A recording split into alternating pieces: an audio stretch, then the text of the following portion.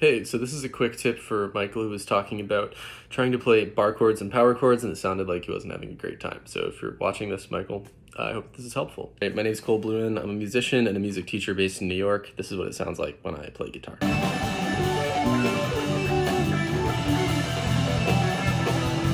Okay, so there's a lot that can be said about practicing bar chords and power chords, but here are some quick tips that should make this a little bit easier. Okay, so I'm gonna use this D bar chord just as an example. So this is on the 10th fret on the low E string, and it's a root 6, meaning our root is on the low E string bar chord shape, and it's major.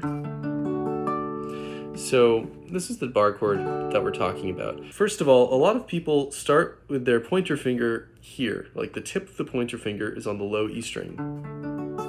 And the issue with that is that these top strings, the B string and the E string, wind up under your knuckle. They wind up like right here or under your joint, which makes it really difficult to push them down, and it's uncomfortable to push them down. For me, like using this part of my finger to like apply force is really not easy. It's pretty counterintuitive. So a way that you can work around that is by sliding your finger up like this. So you can see here that the joint, the top third of my pointer finger, is actually above the fretboard. What this means is that I'm barring the top two strings with this part of my finger, which is a lot easier to push down with because there's more skin there. The other tip that I have to give about working with bar chords specifically is that the process is kind of iterative and you make incremental progress. So the idea is that it's kind of a circle and you keep doing it. So you keep showing up. And I think that if you work on it properly, then you can get it in a week or two, especially if you have a guitar with low action. If you have a guitar with high action, there are going to be like a lot of problems here. So low action is recommended. It's just a lot easier. But here's how to practice it in this kind of circular way. One, you want to make sure that all of your fingers are in the right place. You make sure that your pointer finger is high enough up, that you're not using this knuckle to mute any strings, right?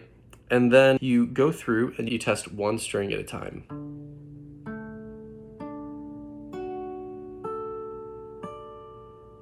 And if you notice that there's something that doesn't sound right, like that, then you can focus on exactly that string and ask yourself, what is going wrong here?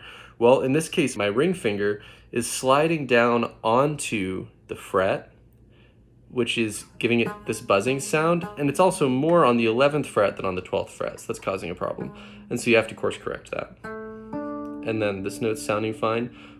What if we're getting this sound?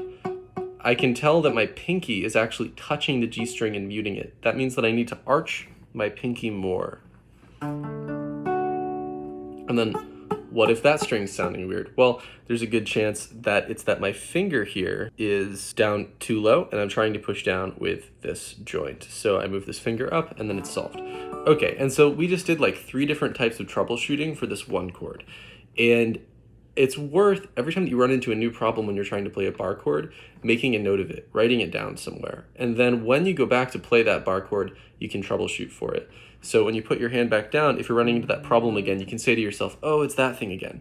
And if you do that iteratively, and you keep going through the process, and you show up every day, and you keep solving the same problems, eventually you're going to be able to solve them automatically. It's going to become intuitive. And after you go through this cycle a number of times, you'll just be able to play the bar chord. I've seen some students get this in a week. I've seen some students really struggle to this take a lot longer, but either way, what helped them was going through the process in exactly that way.